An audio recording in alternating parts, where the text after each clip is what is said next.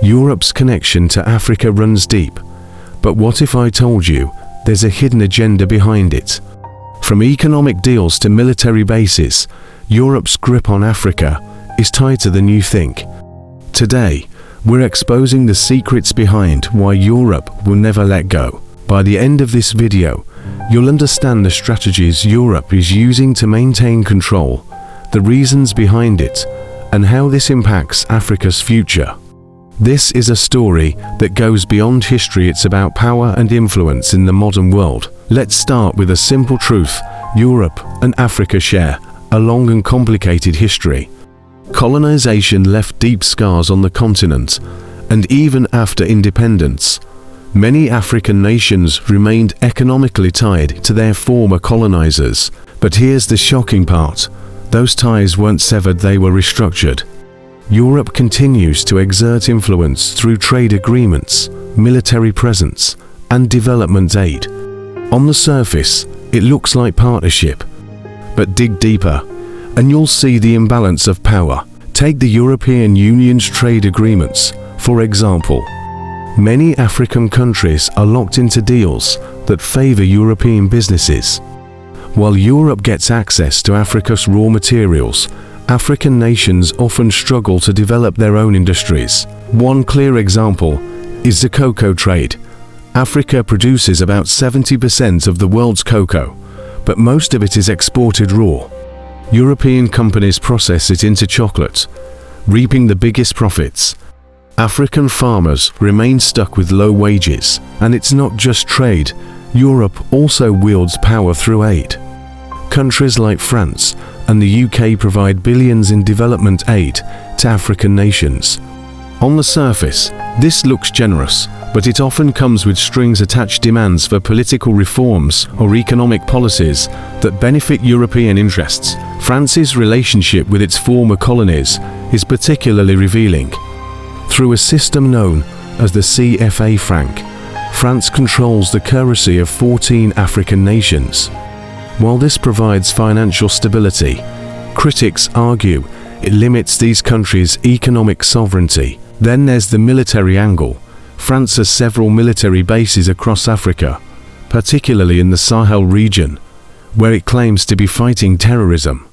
But many African citizens see this as an extension of colonial control, not genuine security assistance. Europe's involvement in Africa isn't just about economics or security, it is also about geopolitics. Africa is a key player on the global stage, with its resources, young workforce, and strategic location. For Europe, maintaining influence in Africa is crucial for staying competitive in a rapidly changing world. Let's talk about resources. Africa is rich in oil, gold, and critical minerals like cobalt and lithium. As Europe pushes for a green transition, these resources are more valuable than ever. For instance, cobalt is essential for electric car batteries, and Africa holds the majority of the world's supply. Here's where it gets tricky. While Europe advocates for sustainable development, its reliance on African resources often comes at an environmental and social cost. Mining operations in Africa have been linked to exploitation, corruption, and displacement of local communities. But Europe's agenda isn't just economic. It's also about maintaining a cultural and political connection. Through programs like Erasmus and cultural exchanges, Europe fosters ties with African elites, ensuring that its influence remains strong in African politics and society. At the same time, Europe faces competition from other global powers, like China and the US. The rise of China in Africa, in particular, has pushed Europe to rethink its approach.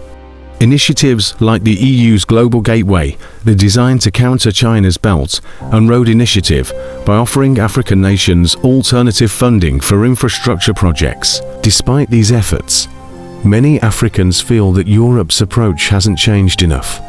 They see the same patterns of exploitation and dependency that existed during colonial times. Protests against French military presence and economic policies are growing louder. Meanwhile, African leaders are seeking to diversify their partnerships. Countries like Nigeria, and South Africa are increasingly looking to China, India, and Turkey for trade and investment.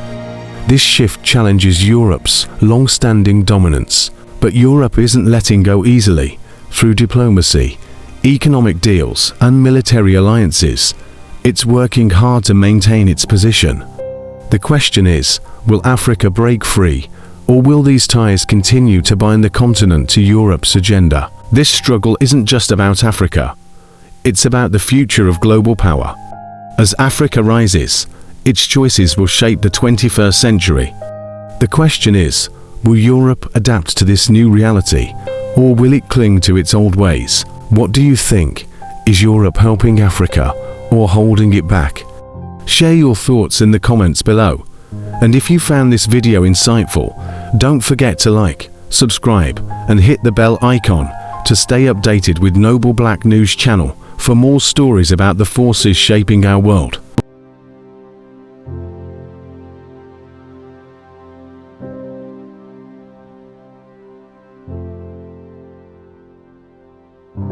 Thank you for watching Noble Black News, where we strive to bring you the real stories and perspectives that truly matter. If you found this video insightful, don't forget to give it a thumbs up, share it with your community, and leave your thoughts in the comments below. We'd love to hear from you. Make sure to subscribe and hit the notification bell so you never miss out on our latest content. Together, let's continue to uncover the untold stories and celebrate the achievements of the global Black community. Stay tuned for more powerful stories. Until next time.